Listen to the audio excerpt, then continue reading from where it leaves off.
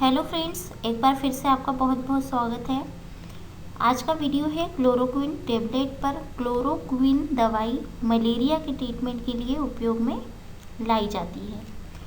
तो आज इस टेबलेट की पूरी जानकारी देखेंगे, यानी कि इस दवाई की जो क्लोरोक्विन दवाई है कब उपयोग की जाती है, इसके काम करने का तरीका क्या है, कौन कौन सी फेमस ब्रांड नेम से ये दवाई मिलती है, इसके बाद इसका डोज कितना होता है, जो अधिकतम डोज है वो क्या है, क्या साइड इफ़ेक्ट सामने आ सकते हैं, किन किन दूसरी दवाइयों से इसके साथ ड्रग इंटरेक्शन हो सकता है, कब और किस बीमारी में हमें ये दवाई नहीं लेना है, एक्सपर्ट की एडवाइस क्या है। तो ये सारी जानकारी आज हम इस वीडियो में देखने वाले हैं। क्लोरोक्विन का उपयोग जो मलेरिया प्रोफिलैक्सिस होता है, मलेरिया प्रोफिलैक्सिस के उपयोग के लिए किया जाता है। इसके बाद है क्लोरोक्विन दवाई का उपयोग जो मलेरिया में मांसपेशी में दर्द होता है, ठंड देकर जो बुखार आती है, थकान होती है, उसको ठीक करने के लिए क्लोरोक्विन का उपयोग होता है।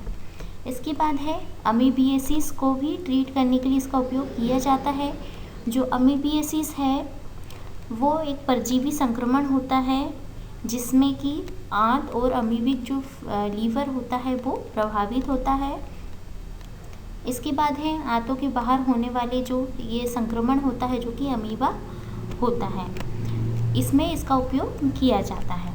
इसके बाद है लूपस एरिथेमेटोसस को ट्रीट करने के लिए किया जाता है। लूपस एरिथेमेटोसस एक स्किन प्रॉब्लम होती है जिसमें कि स्किन में स्वेलिंग आ जाती है, तो इसको ट्रीट करने के लिए भी हम क्लोरोक्विन का उपयोग करते हैं। इसके बाद है रूमेटाइड आर्थराइटिस जो बीमारी होती है और उसके कारण जो भी होने वाला संक्रमण होता है तो उसको ट्रीट करने के लिए भी क्लोरोक्विन दवाई का उपयोग किया जाता है और डॉक्टर इसे प्रिस्क्राइब करते हैं। कुछ फेमस ब्रांड नेम देख लेते हैं क्लोरोक्विन टेबलेट के। इसकी जो डोज स्ट्रेंथ है 100 mg, 150 mg, 250 mg, 500 mg में अवेलेबल है। ये अपने जेनरिक नाम से और ब्रांडेड नाम से बिकती है। कुछ फेमस ब्रांड नेम है जिससे सेक्विन है, मालाक्विन 150 है, लेरियागो 250 के नाम से मिलती है। इसके बाद है क्विंच 500 के नाम से मिलती है। ये इसकी कुछ फेमस ब्रांड नेम है। मोड ऑफ एक्शन क्लोरोक्विन की, यानी कि क्लोरोक्विन किस तरह से काम करता है, तो जो क्लोरोक्विन है वो उस प्रक्रिया को रोकता है जिसमें कि जो हमारे शरीर में मलेरिया के जो कीटाणु होते हैं उनकी लगातार जब वृद्धि होती है जिससे हमें मलेरिया होता है, तो उन कीटाणुओं की वृद्धि को ये रोकता है। इसके बाद है हमारा जो शरीर है उसमें जो रेड ब्लड सेल होती है उसमें जो परजीवी होते हैं, यानी कि जो कीटाणु, ठीक है, तो उनकी डेवलपमेंट में ये हस्तक्षेप करता है और उनकी वृद्धि को रोक देता है। क्लोरोक्विन जो दवाई है वो क्लोरोक्विन 4-अमीनो-क्विनोलिन एंटी मलेरियल क्लास की ड्रग है। क्लोरोक्विन का उपयोग किस तरीके से करना है और इसका अधिकतम डोज क्या है ये देख लेते हैं। क्लोरोक्विन जब दी जाती है तो ये हर पेशेंट की जो बीमारी है और डिसीज़ की जो हिस्ट्री है, कौन कौन सी दवाइयाँ चल रही है, क्या एज है, फिर इसके बाद है मेल है या फीमेल है, तो इस तरीके से कितना वेट है, इस तरीके से इनका डोज डिवाइड किया जाता है और हर पेशेंट का जो मामला है वो अलग अलग हो सकता है। इसके द्वारा इनकी खुराक भी अलग होती है। तो इसका जो डोज़ है अगर मलेरिया के लिए दिया जा रहा है तो इसका अधिकतम जो डोज़ है वो 300 mg होता है, जो कि खाने के बाद या खाने के पहले लिया जा सकता है। टेबलेट के फॉर्म में दिया जाता है, बाय माउथ इसको लेना होता है।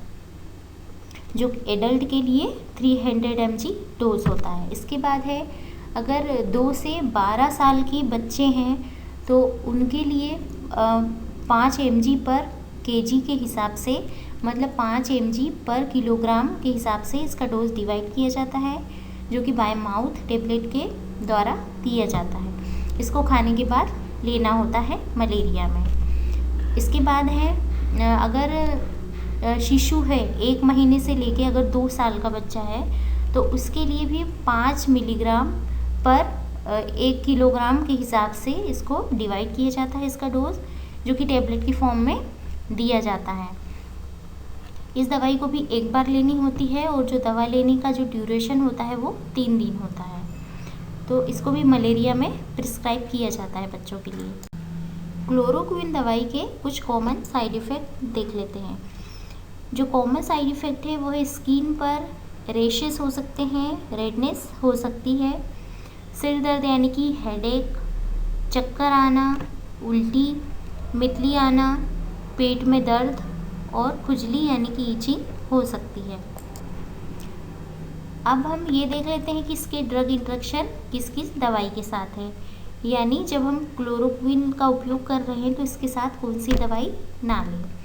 अगर आपकी कोई एंटीबायोटिक चल रही है, एंटीबायोटिक में जैसे पेनिसिलिन है, तो अगर आप इसको ले रहे हैं तो क्लोरोक्विन के लेने से 2 घंटे पहले या 2 घंटे बाद इसको लिया जाना चाहिए, जिससे कि ड्रग इंटरेक्शन से बचा जा सके। इसके बाद है अगर इनमें से आपकी कोई दवाई चल रही है तो आपके डॉक्टर को ज़रूर बताएं क्लोरोक्विन के लेने से पहले, जैसे सिमेटिडिन है, साइक्लोस्पोरिन है, मेफ्लोक्विन है, प्राजिक्वांटेल है, इंसुलिन है या ओरल डायबिटिक जो भी मेडिसिन है, ये आपके डॉक्टर को ज़रूर बताना चाहिए।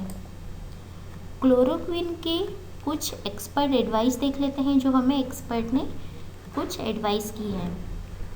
पहला है, यह जो दवाई है भोजन या दूध के साथ लेना चाहिए, जिससे कि स्टमक अपसेट से बचा जा सकता है।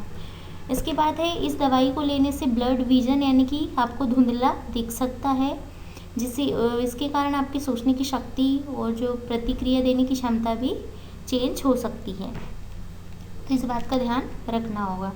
इसके बाद है, अगर ड्राइविंग कर रहे हैं या ऐसा कोई काम कर रहे हैं तो आपको सावधानी बरतने की ज़रूरत है, क्योंकि आपको इसमें स्पष्ट रूप से देखने की ज़रूरत होती है। इसके बाद है, क्लोरोक्विन लेना शुरू आपको नहीं करना है, जारी नहीं रखना है अगर आपको इसके किसी भी तत्व से या घटक से एलर्जी है या बहुत ज़्यादा हाइपर सेंसिटिविटी है, तो आपको इस दवाई को लेना बंद कर देना है। इसके बाद है, अगर प्रेगनेंसी है तो क्लोरोक्विन को बिना डॉक्टर की सलाह से नहीं लेना है, लेने से पहले डॉक्टर को ज़रूर बताना है। क्लोरोक्विन के इलाज के दौरान अगर आपका ब्लड शुगर जो लेवल है वो चेंज हो रहा है तो आपको इसकी जांच ज़रूर करानी चाहिए।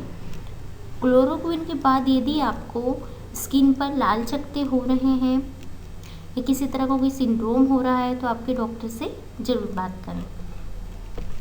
इसके बाद है, अगर आप लंबे समय तक हाई डोज ले रहे हैं तो ये आपको नहीं लेना है, अपने डॉक्टर से बात करनी है, जो भी इसके एक्सपर्ट हैं उनसे बात करनी है। क्लोरोक्विन के इस्तेमाल से पहले और इसके दौरान कम से कम आपको 3 से 6 महीने के डिफरेंस में आपकी जो आइस है उसका चेकअप करा लेना चाहिए, क्योंकि अगर आपने हाई डोज ली है तो आपकी आइस में कोई विज़न में प्रॉब्लम हो सकती है। क्लोरोक्विन के कुछ कंट्राइंडिकेशन देख लेते हैं, यानी कि हमें इस दवाई को कब कब नहीं लेना है, किस बीमारी में नहीं लेना है। जैसे आँखों की कोई बीमारी है, सीज़र है मतलब मिर्गी है अगर, इसके बाद है सोराइसिस है, ये एक स्किन प्रॉब्लम होती है, अगर सोराइसिस है तो भी आपको इसको लेने से बचना है। बहरापन है या पोरफायरिया है, तो ऐसी बीमारियों में क्लोरोक्विन नहीं लेनी है, और अगर आप ले रहे हैं तो आपके डॉक्टर को ज़रूर बताएं। अगर आपको ये वीडियो आज की जानकारी पसंद आई हो तो एक लाइक ज़रूर कीजिएगा, ताकि और भी वीडियोस बनाने के लिए मुझे प्रेरणा मिले। इसके बाद है, आप इस चैनल को सब्सक्राइब कीजिए और शेयर कीजिए इस वीडियो को, ताकि और भी बहुत से लोगों तक ये जानकारी पहुंच पाए। वीडियो देखने के लिए आपका बहुत बहुत धन्यवाद।